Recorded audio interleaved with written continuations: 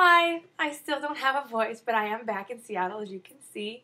I'm here in my pajamas and here to start the week because Al has randomly decided that this week he's again taking Wednesday.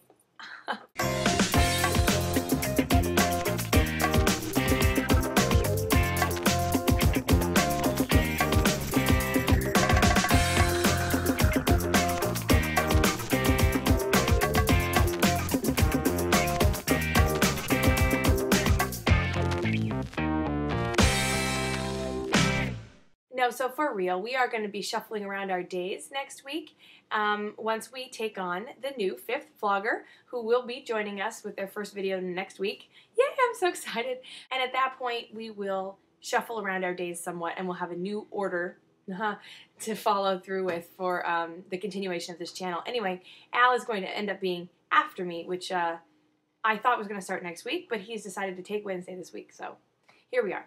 This week the question is another viewer submitted one, this time by Christine0002 and Luke-C1718.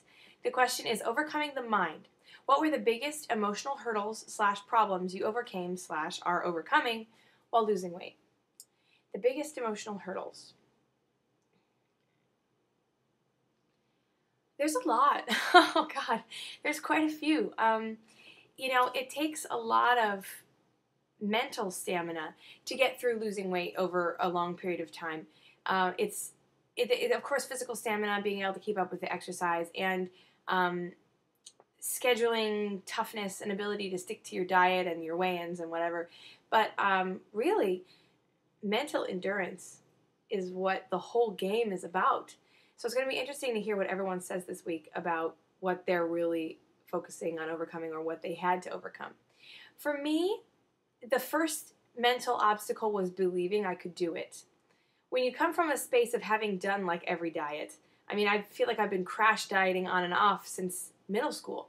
Since the first time I really started to think about my body and about liking boys and about, you know, trying to be sexy or whatever, I've been trying to diet because I was getting heavy by the time I was 10.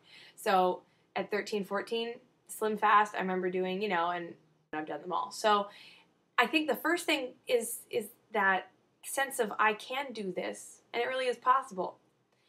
That was a hard one to come over, and that was all like pre-weight loss journey. It took me like a year to get to that point. And when I finally saw that, then I thought, okay, now we can move forward. And that was a huge struggle. Because basically I'd just been watching myself fail at weight loss for almost a decade.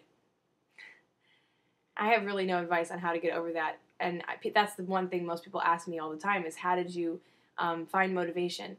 And it was really just like a progress of self-searching and finding that I could do things. You know, I've always wanted to be a CEO. I've always been very business-oriented and very, like when I was a little kid, I didn't play teacher or mom. I played CEO.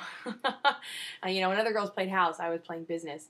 And I think it's just something I've always wanted to do and be. And from age 20 to 22, 19 to 22, it was like a long process of huge self-realization around my career and around how I really am good with business and how I really can, you know, pursue basically any financial endeavor that I have and meet with success. And that boosted my confidence so much. I think that was finally the time. It was like being validated in my talents in one area brought about the realization that perhaps I could be talented and successful in other areas. So perhaps this makes sense. Perhaps it doesn't.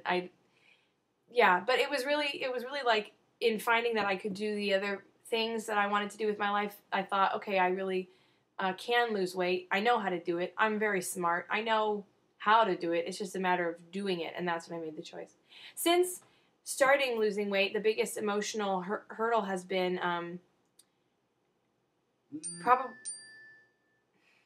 probably staying away from partying / celebratory eating. We had a topic a long time ago, what makes you go off plan, and you know, I said I'm a happy eater.